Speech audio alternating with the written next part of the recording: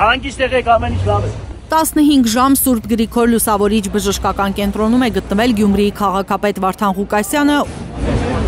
ու դուրս գրվել առանց պաշտոնական պարզաբանման։ Հինգշաբթի ժամը 3-ին քրեակատարողական հիմնարկի աշխատակիցներն են նկատել, որ Ղուկասյանի ինքնազգացողությունը կտրուկ վատացել է, որոշել են շտապօգնություն կանչել։ Իրենք են հրավիրել շտապօգնություն։ Շտապօգնությունը արձանագրել է, որ անհրաժեշտ է տեղափոխել հիվանդանոց։ Հիվանդանոցն է գտել է, որ անհրաժեշտ է նրան հոսպիտալացնել։ Ղուկասյանը սրտանոթային մի շարք խնդիրներ ու շաքարային դիաբետ ունի, պատմում է փաստաբանը։ Բայց հստակ ախտորոշում բժշկական կենտրոնը մինչև հիմա պաշտպանական կողմին չի տրամադրել։ Ցուցում է տրվել անցկացնել կոռոնարոգրաֆիա, որը արվել է։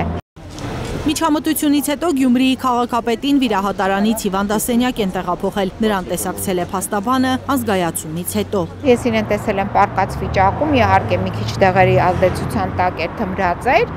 բայց կատետերը դրած, այդ հեղուկը հոսում էր։ Նշանակվել են նաև այլ հետազոտություններ, որոնք կիսատ են մնացել, քանի որ ըստ փաստաբանի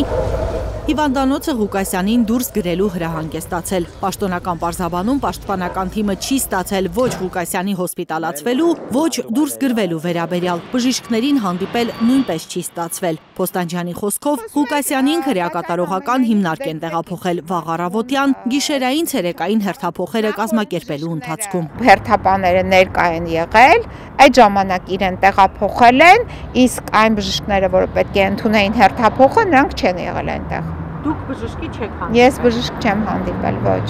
Մոտավորապես 15 քառակուսի մետր տարածքով փոքրիկ խցում է հիմա Ղուկասյանը ևս 3 կալանավորվածի հետ։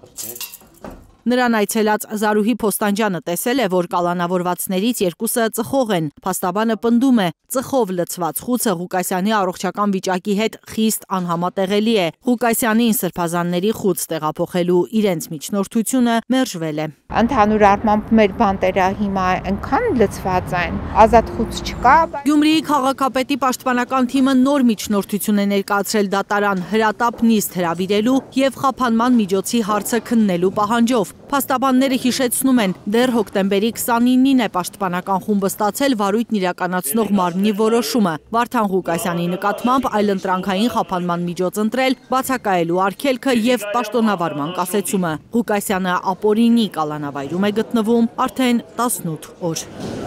Լիլիթ Խալաթյան, Միլենա Պողոսյան, Հայլուր։ Հայաստանում եւ աշխարհում տեղի ունեցող իրադարձությունների մասին առաջինն իմանալու համար բաժանորդագրվեք մեր ալիքին, սեղմեք զանգակը, որ բաց չթողնեք ամենահրատապը, ամենակարևորն ու հետաքրքիրը։